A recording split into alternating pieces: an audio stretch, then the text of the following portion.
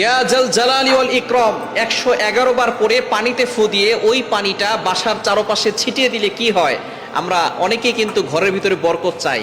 এই বরকত যদি আপনি পেতে চান, অভাব দূর করতে চান, খুবই গুরুত্বপূর্ণ একটি আল্লাহ তাআলার গুণবাচক নাম হচ্ছে ইয়া জাল জালালি ওয়াল ইকরাম। আল্লাহ পাক রব্বুল আলামিনের এই গুণবাচক নাম করে দোয়া করলে আল্লাহ তাআলা সেই দোয়াটা কবুল করেন। এটা আল্লাহ তাআলা নিজে বলে দিয়েছেন। কোরআন খুলেন 9 নম্বর পারা 13 নম্বর পৃষ্ঠার 4 নম্বর লাইন, সূরা আরাফের 180 নম্বর আয়াতে আল্লাহ বলছেন ওয়ালিল্লাহিল আসমাউল হুসনা ফাদউহু বিহা। আল্লাহ পাক রব্বুল আলামিন জানিয়ে দিয়েছেন আল্লাহ তাআলার এই গুণবাচক নাম করে যদি কোনো ব্যক্তি দোয়া করে আল্লাহ তাআলা সেই দোয়াটা কবুল করে নেন, অ্যাকসেপ্ট করে নেন। সুতরাং ইয়া জাল জালালি ওয়াল ইকরাম আল্লাহ তাআলার গুণবাচক নাম, এই নাম পড়ে আপনি 111 বার পরে যদি পানিতে ফু দেন, ওই পানিটা একটা বরকতময় পানি হয়। ওই পানিটা খেলে আল্লাহ পাক রব্বুল আলামিন আপনাকে সুস্থতার নিয়ামত দান করবেন।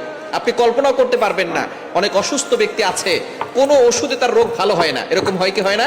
অনেক ডাক্তার দেখিয়েছে, কোনো রিপোর্টে কোনো কিছু ধরা পড়ে না। ডাক্তার বলতেছে সব জায়গায় সবকিছু ঠিক আছে, তারপরে সে অসুস্থ, সে কোনো সময় সুস্থ থাকতে পারে না।